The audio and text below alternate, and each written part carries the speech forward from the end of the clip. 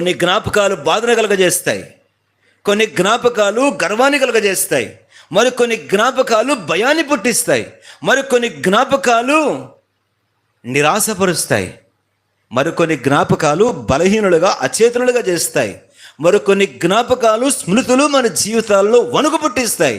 క్రీస్తును గుర్చిన జ్ఞాపకం మాత్రమే ధైర్యాన్ని, ఆదరణను దయచేస్తుంది.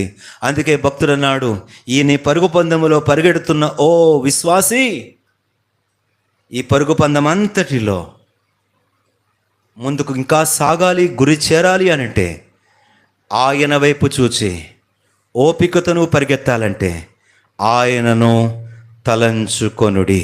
హెబ్రీ 12:2 చదవండి అందరూ త్వరగా, బిగ్గరగా, ఒక్క కంఠంతో చదివినట్టుగా చదవాలి. హెబ్రీ 12:2. నిరుత్సాహాలలో ప్రోత్సాహం, అధైర్యాలలో ధైర్యం, ఒంటరితనాలలో భరోసా,